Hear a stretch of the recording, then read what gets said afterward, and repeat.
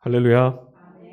참 주신 주님의 은총과 평화가 하나님을 예배하고 주님의 길을 생명의 길로 삼으며 걷는 우리 모두에게 함께하기를 간절히 축원합니다. 사순절 3주입니다. 그럼에도 불구하고 이 기쁨 예배의 자리에 함께 못하신 우리 성도님들이 있죠. 건강이 좋지 않아서, 또 코로나 때문에, 또 경제적인 여건과 사정, 환경 때문에 모쪼록 어떤 상황과 처지에 있더라도 하나님을 향한 그 마음의 갈망이 변하지 않기를, 또 하나님께서 그 마음에 하나님을 향하는 그 마음을 기뻐하셔서 그의 걸음을 지키고 은혜 베풀어 주시기를 간절히 축원합니다. 여러분, 우리들 인생이라는 것이 원하든 원치 않든 다양한 고난을 자꾸 경험할 수밖에 없죠. 고난 없이 사는 사람이 어디 있겠습니까? 오죽하면 인생이라는 것이 시험의 연속이다, 고난의 연속이다, 이런 말까지 있겠습니까? 그래서인지 저는 어두운 터널을 지나가는 것처럼 시험을 통과하고 계시는 분들 뵐 때 마음이 여간 어렵지 않습니다. 자리를 털고 일어설 수 있도록 뭔가를 좀 해주고 싶고, 또 무슨 말이라도 좀 해줘야겠다라고 하는 이 목사의 직임이 가져다주는 부담감이 결코 적지 않습니다. 때로는 그런 분들 뵐 때 오늘 서신서 말씀 우리 같이 읽었는데 바울 사도가 말했던 것처럼 하나님은 감당할 수 있는 시험 외에는 우리에게 허락하지 않습니다. 그러니 힘을 좀 내보십시오. 이렇게 북돋아주고 싶기도 합니다. 그러나 눈물을 삼키고 홀로 아픔을 감당해야 될, 또 그래 해왔을 그 앞에서 설 때마다 결국은 제 자신이 뭔가를 해줄 수 있는 것이 아무도 없구나, 그것을 인정해야만 하는, 또 그럴 수 있는 용기를 달라고 하나님께 기도하는 것 말고는 제가 할 수 있는 게 없더라고요. 그래도 여러분, 고난 앞에서 씩씩하게 믿음의 사람답게 한번 헤쳐나가 보겠다고, 그래도 살아내 보겠다라고 하시는 분들에게 할 말이 있다면 저는 이 말을 꼭 해드리고 싶어요. 느닷없이 찾아온 고난, 그 앞에 설 때마다 과연 이것을 내가 감당할 수 있을 것인지, 감당할 수 없는 고난인지를 먼저 좀 살펴보았으면 싶습니다. 만일 여러분, 내가 수고함으로 내가 애를 쓰고 고민하고 염려하고 붙들고 있어서 해결할 수 있는 문제라면은 여러분, 그럼 우리 조급해할 필요 없죠. 그냥 남들보다 조금 늦게 가면 되고요, 남들보다 조금 더 수고하면 되는 겁니다. 그러나 만약에 우리가 내 힘으로 할 수 없는 것이다, 감당할 수 없는 것이다 라고 한다면, 그럼 여러분 더욱더 그 염려에 사로잡혀 있을 이유가 없습니다. 아무리 했어도 그건 내 힘으로 할 수 없는 겁니다. 여러분은 고난 앞에서, 어려움 앞에서, 환난 앞에서, 시련 앞에서 과연 어떻게 행동하고 어떤 삶을 선택하셨습니까? 오늘 우리가 읽은 복음서 말씀, 누가복음 말씀을 읽었는데 그 말씀은 두 토막으로 이루어져 있습니다. 그 첫 단락은 아주 끔찍한 처참한 사고의 소식으로 시작합니다. 예루살렘 성전 뜰 안에서 희생제사를 드리고 있던 갈릴리 사람들이 로마 총독이었던 빌라도가 보낸 군인들에 의해서 학살당했다라고 하는 사건이 벌어진 거예요. 여러분, 그 희생당한 갈릴리 사람들, 우리 예수님이 고향이시기도 하고 첫 번째 사역하셨던 곳이기도 한데, 그 갈릴리 사람들은 어떤 사람이냐면 무척 불쌍하고 불행한 사람들입니다. 그 지역 자체가 로마와 기득권자들에 의해서 삶이 온통 유린당하고 착취당해서 오갈 데 없는, 그래서 내몰린 사람들이에요. 그러니까 어찌 보면 이런 것 중에 더 이상 잃을 것도 없는 사람들, 그렇게 내몰린 사람들입니다. 실제로 그래서 그런지 몰라도 이 갈릴리 주변에는 자주 로마에 저항하고 항거하는 이런 투쟁들이 좀 일어났고요, 그때마다 로마에 의해서 학살당하고 죽임당하는 사건들이 곳곳에 나타났었습니다. 무력운동, 무력으로 독립을 하겠다라고 했던 열혈당, 그들의 본거지가 바로 이 갈릴리 주변에 있었다고 해요. 그러니까 로마 입장에서 보면 갈릴리는 언제라도 사고가 터질 수 있는 불순분자들이 있는, 우리 체제를 인정하지 않는 그런 사람들이 있는 곳입니다. 오늘 말씀을 보니까 갈릴리로부터 온 사람들이 예루살렘 성전에 제사를 드리고 있답니다. 아마 유대 절기였던 유월절이었지 않았을까. 그 먼 길을 달려와서 성전에 와서 제사를 지낼 정도면 분명 유월절 즈음이었을 것 같아요. 갈릴리 사람들을 포함해서 대규모 인파들이 예루살렘 성전으로 몰려드는 이때가 되면, 이 명절의 때가 되면 로마 총독 빌라도는 아주 마음이 닳기 시작합니다. 혹시라도 무슨 문제가 생기진 않을까. 저 갈릴리 사람들 불만 많은데 혹시라도 뭔가 사고를 터뜨리지는 않을까 아주 골칫거리죠. 그래서 온갖 신경을 곤두세우고 촉각을 그들에게 향하고 있었는데 오늘 본문에 나와 있지 않지만 아마도 빌라도의 귀에 이런 소리가 들어온 것 같아요. 저 갈릴리 사람들 중에 쿠데타를 일으킬 만한 폭력배들이 들어 있습니다. 그 주동자들이 저기 와 있습니다. 이런 소식을 들은 것 같아요. 마음이 급해졌습니다. 여차하면 예루살렘 전체가 로마에 대한 저항으로 폭력으로 이게 물들지도 몰라요. 그래서 빌라도가 무장한 군인들을 성전으로 들여보냈어요. 여러분, 성전 안에는 이방인은 들어올 수 없습니다. 이방인의 뜰을 넘어서 무장한 군인들을 절대 들어오면 안 돼요. 근데 빌라도는 아랑곳하지 않습니다. 칼을 들고 창을 들고 군인들이 성전 안에 들어와서 그곳에서 하나님께 예배드리던 갈릴리 사람들을 누군지 모르니까 눈에 보이는데 닥치는 대로 죽인 거죠. 살해했어요. 그 난리 가운데서 요행히 살아난 사람들이 있습니다. 그리고 그 사람들 중에 하나가 오늘 예수님께로 달려와서 무슨 일이 있었는지를 지금 알려드리는 거예요. 이건 그냥 단순하게 예수님 이런 뉴스가 있어요. 이런 소식 들어보셨어? 이 말씀이 아닙니다.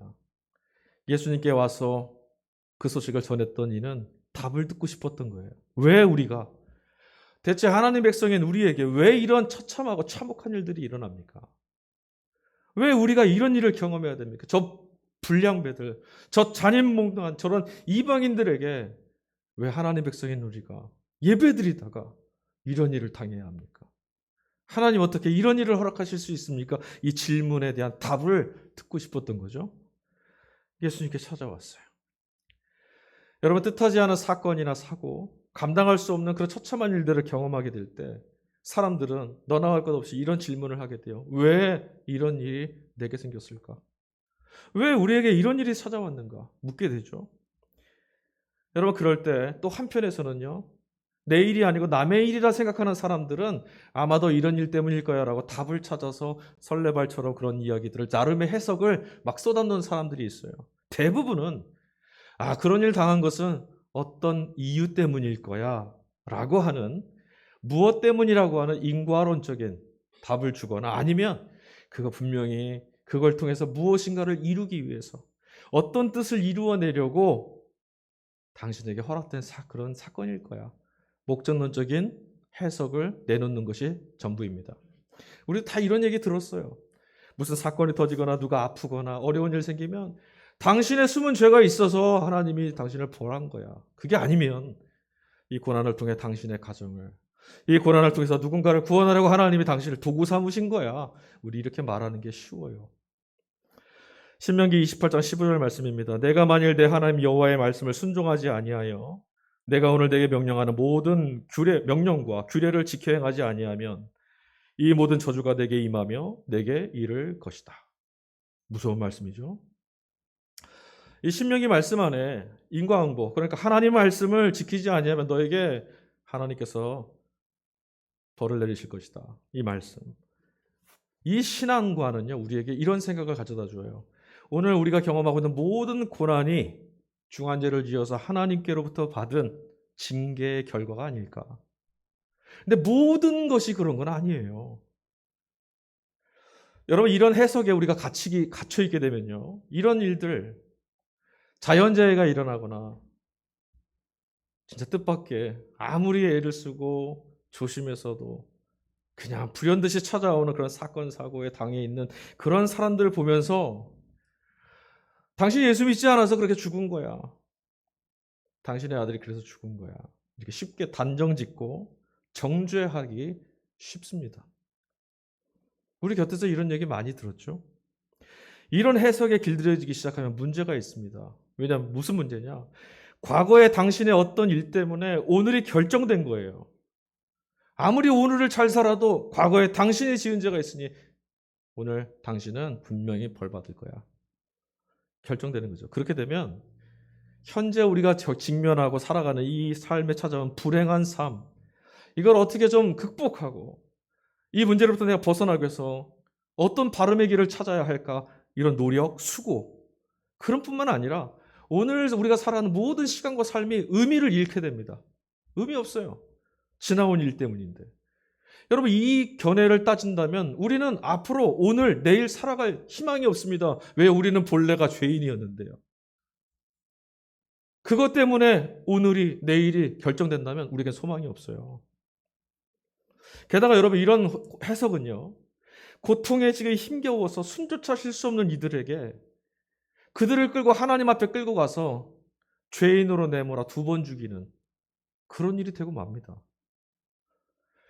그렇다고 해서 여러분, 목전론적인 해석, 그러니까 무언가를 위해서 이런 일이 찾아온 거야, 이 해석은 괜찮냐? 이것도 위험하기는 마찬가지예요.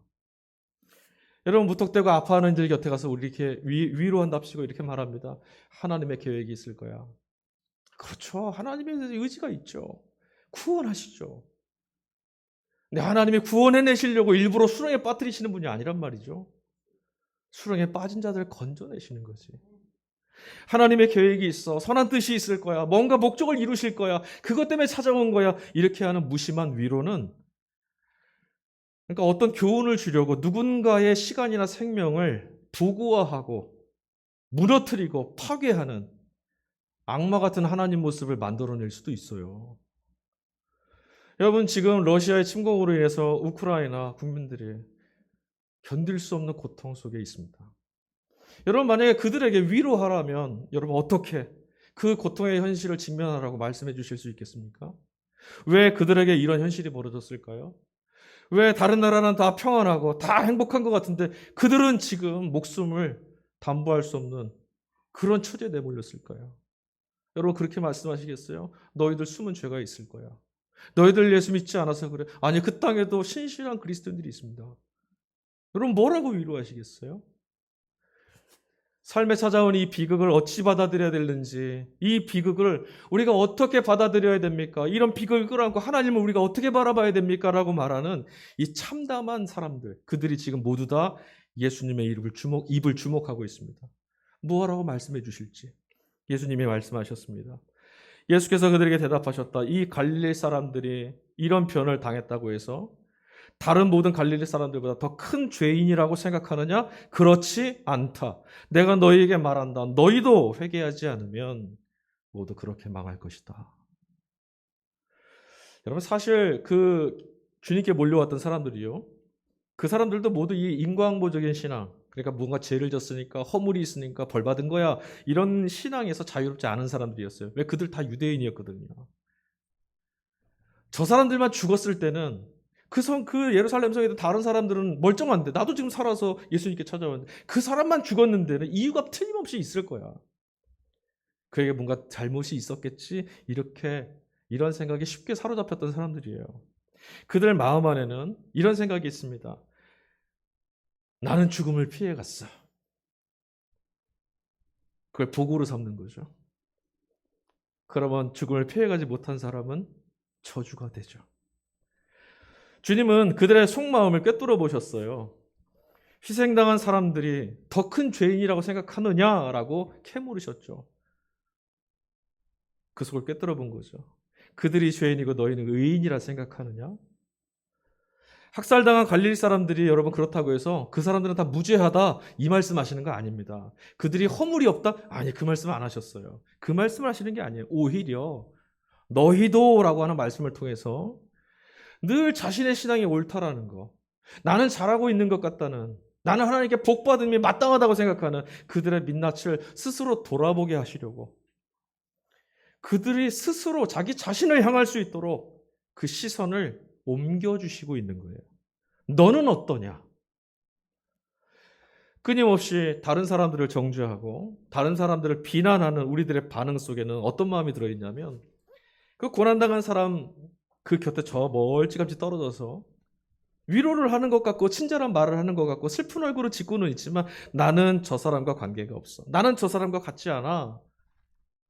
이런 거리감의 안정감을 좀 누리려고 하는 그런 마음이 숨어 있는 거예요. 저 사람이 죄인입니다라거나 야, 이 사람이 이런 수문제가 있어요 라고 고발하는 이 수군거림들, 나는 이들과 같지 않은 사람들입니다, 이거 드러내려고 하는 거죠. 너희도 회개하지 않으면 그렇게 망할 것이다 라고 했던 주님의 엄한 말씀은 이기적인 우리를 향해서 너희도 다를 바 없다, 꾸짖으시는 거죠.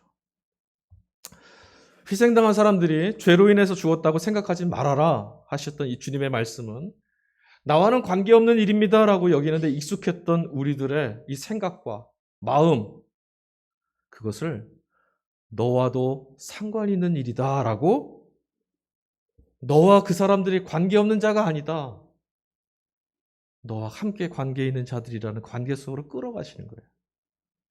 우리는 타인의 고통이 내 문제가 되는 거 부담스러워합니다. 그렇죠, 여러분. 위로해 줄 수 있고 불쌍히 여길 수는 있지만 그게 내 일이 되는 건 부담이에요. 힘들어요. 제가 어제 청년하고도 그 얘기했었는데, 여러분, 우리 길을 지나다가 불우한 이웃을 만났을 때 우리 마음 참 불편하죠. 안쓰럽고. 근데 우리 마음속에도 한편에 이런 생각이 있잖아요. 지나가고 싶다. 내가 그를 한번 도우면 저 사람은 평생 도와줄 수 있는 것도 아니고 책임져야 되는데.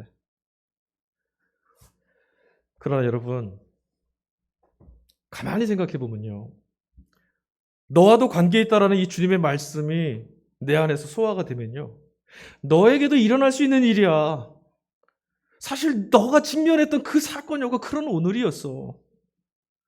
언제든지 일어날 수 있는 일이고 누구에게든 일어날 수 있는 일이었어. 그동안 너 하나님 은혜로 이렇게 산 것뿐이야. 그렇게 생각하면요, 전쟁이나 기근이나 원인과 이유를 알 수 없는 사건이나 사고들, 그렇게 낯설은 두려움의 시간들조차도 그럴 수 있는 일이구나. 있을 수 없는 일, 나에게 일어나서는 안 되는 일이 아니라 이 땅을 살아가는 우리 모두에게 일어나는 평범한 일들일 수도 있겠구나. 이렇게 생각하면요, 그럴 수 있는 일이고 언제든 일어날 수 있는 일이었고, 그러니까 이제 왜 이 사건이라고 하는 그 힘 앞에 우리 사로잡히지 않고, 괜찮아, 어제랑 살아온 시간과 똑같은 시간이야, 툴툴 털고 일어서서 가야 할 길을 향해 가보자, 이 말씀을 들을 수 있게 되거든요. 우리가 대부분 힘들어하는 게 뭐죠? 왜 나한테 이런 일이, 나한테만 왜 이런 일이, 이러거든요. 아니요, 일어날 수 있는 일이에요. 하나님의 전적인 구원이 없으면 살 수 없는 이 죄로 깨진 세상을 우리가 살고 있어요. 위태롭게. 이어지는 두 번째 단락입니다. 두 번째 단락에서는 예수님이 전혀 다른 말씀을 해주세요. 비유의 말씀을 들어주셨어요. 포도원 주인에 관한 말씀입니다. 여러분 다 아시는 말씀이에요. 포도원 주인이 무화과나무 한 그루를 심었답니다. 이게 지금 되게 놀랍다는 걸로 지금 주님이 비유 드신 거예요. 왜 놀랍냐? 이 이야기가 특별한 것은 포도원 주인이 무화과나무를 심어서가 아니라 그 나무를 포도원 안에다 심었대요. 무화과나무 한 그루를. 여러분, 사실 무화과나무는 포도나무나 올리브나무와는 달리 이스라엘에서는요, 그닥 중요한 나무가 아니에요. 유대 땅에서 너무 흔한 나무예요. 그 무화과 열매를 먹고 우리가 굶군기도 넘길 수 있고 양분도 삼을 수 있지만 너무 흔해서 1년이면 4-5차례나 열매를 맺는 나무랍니다. 너무 흔해요. 그 흔하고 풍성함이 오히려 너무 흔해서 값어치 없는 것처럼 여기는 그런 나무였어요. 있으면 좋지만 없어도 그만이에요. 그러니 여러분, 정성 들여서 가꾸고 있는 포도원에다가 그 나무를 심는다는 것은 과분한 거예요. 그냥 밖에 알아서 자라면, 알아서 열매 맺으면 따먹으면 좋은. 그런데 오늘 말씀 보니까 거기다가 오늘 이 주인이 심은 무화과 나무는 열매도 못 맺는 나무였어요. 아무짝에 쓸모없어요. 장작으로도 쓸 수 없고 건축자로도 쓸 수 없어요. 이런 나무는 어떻게 해야 됩니까, 여러분? 당장 잘라내거나 뽑아내버려야죠. 거기다 포도나무 심는 것이 훨씬 유익하지 않겠어요? 수확도 있고 가치 있는 포도나무, 아니면 올리브 기름을 낼 수 있는 그런 나무 심어야죠. 그게 땅을 낭비하지 않는 지혜로운 사람의 선택 아니겠습니까? 그런데 오늘 말씀 보니까 주인이요, 이렇게 말해요. 야, 내가 무려 새해 3년이나 기다려왔어. 뭘요? 열매를 언제 맺을까? 한 해에 4-5번 열매를 맺는 이 나무를 3년 동안이나 열매 맺는 걸 좀 보려고 기다렸다는 거예요. 주인 참 기다림이 아주 인자한 사람 아니겠어요? 안 뽑아버리고 한번 애써봐라, 한번 열매 한번 맺어봐라. 3년이나 기다려줬대요. 대단해 보입니까? 그런데 여러분, 주인의 인내와 기다림은 여기서 그치지 않아요. 더 놀라워요. 구약성경 레위기 19장 23절부터 25절에 이런 말씀이 있어요. 너희가 그 땅에 들어가서 각종 과일 나무를 심을 경우에 그 열매를 사람으로 치면 갓난아기의 포경처럼 여겨야 된다. 3년 동안을 할례받지 아니한 갓난아기의 포경처럼 여겨서 따먹지 말아라. 넷째 해가 되면서 열린 과일은 모두 거룩한 것이다. 야훼에게 하나님께 축제의 제물로 바쳐야 하며 다섯째 해부터 열리는 과일은 따먹을 수 있다. 이렇게 하면 너희가 앞으로 더 많은 과일을 거두게 될 것이다. 나 야훼가 너희의 하나님이다. 당시 이스라엘 사람들은요, 율법을 따르고 있었어요. 그 율법은요, 단순히 종교에만 국한된 것이 아니라 사회, 정치, 문화, 농사에 이르기까지 모든 것들을 규율하고 있었습니다. 그 말씀이 오늘 레위기 지금 제가 읽어드린 이 말씀이었어요. 이 말씀을 따르면 나무를 심고 열매를 거두려면 몇 년 지나야 돼요? 5년 지나야 돼요. 5년. 그러니까 지금 이 주인, 포도원 주인이 무화과 나무에게 가서 열매를 열매를 거두려고 심고 나서 몇 년 뒤에 찾아갔을까요? 5년 뒤에 찾아갔겠죠. 그리고 나서 오늘 말씀에 3년이나 기다렸대요. 그러니까 지금 이 주인은 어림잡아도 8년 이상을 이 나무의 열매를 기다려온 거예요. 엄청나지 않습니까? 이거 감동 안 하시면 안 돼요. 저는 이해가 안 됐어요. 8년을? 그 나무에 열매 하나 걷어보겠다고 8년을 포도원에? 그러나 여러분 주인에게 드디어 인내의 한계가 찾아왔나 봐요. 오늘 3년, 그러니까 8년 차 돼서 와서 봤는데 열매가 여전히 열릴 조짐이 안 보여요. 포도원 주인에게 말합니다. 가서 도끼를 갖고 와서 이제 그만 찍어버려라. 안 되겠다. 이제 이 나무의 운명은 끝난 거죠. 근데 그때 포도원 지기 농부가 주인을 가로막습니다. 주인님, 올해만 그냥 두시죠. 그동안에 내가 그 둘레를 파고 거름도 주겠습니다. 지금 무슨 말입니까? 포도원 지기가 이렇게 말하는 거예요. 내가 기꺼이 공을 들여서 이 나무를 잘 한번 돌봐볼 테니까 1년만 더 유보해 주세요. 여러분, 포도나무라면 이런 간청이 있을 법하죠. 저 얼마나 귀한 나무인데 찍어버리시려고 그래요. 제가 한번 키워볼게요.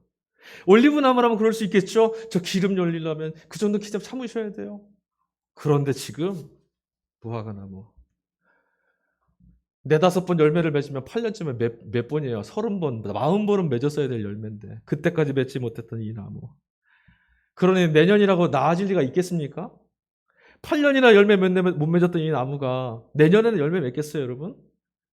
열매 못 먹겠죠. 이건 열매 못 맺는 나무 아니겠어요? 그런데 그 나무를 내가 온 힘을 다해서 정성을 들여서 가꿀 테니까 한 해만 더. 그냥 내버려 두는 게 아니에요. 1년만 그냥 내버려 둬 봅시다. 이게 아니라 정성을 다해서 내가 갖고 볼게요. 곁에서 말씀을 듣고 있던 이 비유를 듣고 있던 사람들 모두가 다 의아했을 거예요. 그럴 사람이 어디 있어요? 그럴 농부가 어디 있고 그럴 주인이 어디 있습니까? 그건 멍청이죠. 말도 되지 않는 말이에요. 어떻게 비유를 해도 그런 말을 합니까? 비아냥거렸을 거예요. 말도 안 돼요. 그럴 사람은 없습니다. 실제로 여러분 우리가 살아가는 사회가 이 모습과 똑같습니다. 경쟁에 뒤처지고 쓸모없다 여겨지는 사람 2번 기회 없이 내칩니다. 그게 세상이죠. 개인들이라고 뭐 다를 바 없어요. 우리도 똑같습니다, 여러분. 나만 못한 사람 귀히 여기란 마음 우리 안에 없어요.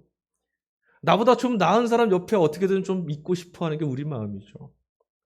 나보다 못한 사람과 비교되는 것 견디지 못해 합니다. 아주 분노하고 화내요. 나를 어떻게 보고. 얼마 전 대선 기간에 제가 몹시 경악했던 사건이 하나 있었어요. TV 토론을 하다가 모 후보가 2, 3억이면 아파트 한 채 질 수 있는 마을, 그 동네라고 특정 지역을 거론한 적이 있습니다. 물론 아주 실수했어요, 그 양반이. 그런데 그 토론이 끝나고 나서 그 말에 분노해서 머리띠를 메고 항의를 하겠다고 시위를 하는 사람들을 봤습니다. 2가지 때문에 실망했어요. 첫 번째, 그저 돈으로 자신들의 가치를 인정받으려고 하는 그 천박함이 참 실망스러웠어요. 내가 2, 3억짜리 아파트 사는 사람이라고 생각해라고 하는 말. 그리고 또 한 가지, 분명 그들보다 못한 지역에 사는 사람들이 있잖아요. 그래도 아파트라도 있잖아요, 자기들은. 그들보다 못한 지역에 살고 있는 이들에게는 이거 얼마나 모욕적이고 얼마나 무례한 짓입니까? 전혀 신경 쓰지 않는 거죠. 부끄러운 우리들의 민낯입니다.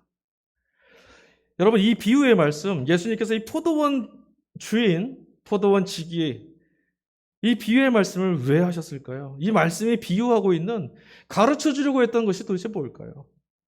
바로 예수 그리스도의 나라인 하나님 나라가 이와 같다는 거예요. 여러분, 우리 중에 누구라도 그럴 리 없다고 생각하는, 아유, 그럴 리가 없습니다, 저런 무가치한 것들을 그렇게 생각하고 많은 일들이 하나님 나라, 주님의 나라에서는 일어납니다. 모두에게 아무짝에도 쓸모없다고 여겨질 뿐만 아니라 그동안 해왔던 모습을 보면, 그동안 살아온 걸음을 보면 나아질 가능성 없습니다라고 우리 모두 다 포기하고 마는 그런 이들 안에서, 그런 사람들 안에서 풍성한 열매를 맺는 꿈을 꾸는 포도원 주인과 포도원 지기가 있는 나라, 그 나라가 하나님 나라예요. 이 비유에서 포도원 주인이 누구죠? 하나님입니다. 포도원 지기는 누구입니까? 예수님입니다. 그렇다면 여러분, 아무짝에도 쓸모없어서 도끼로 찍어 내어 버리라 했을 그 대상이 또 쓸모없는 그 무화과 나무는 누굴까요?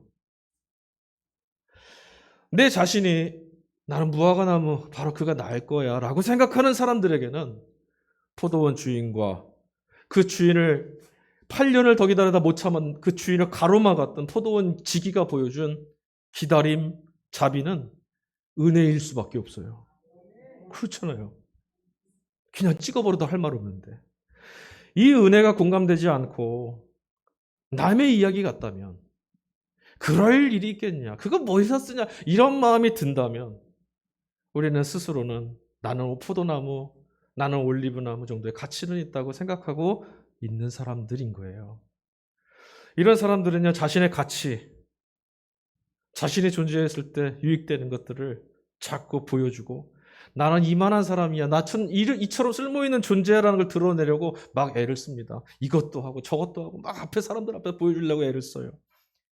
그리고 여러분, 그러다가 나는 무가치하고 나는 무익하구나 싶은 생각이 들면 스스로에게 좌절하고, 또 그런 사람들 보면 저것밖에 못하느냐고 정죄하는데 익숙해요. 어떤 사람들이요? 나는 무화과 나무가 아니라고 생각하는 사람들.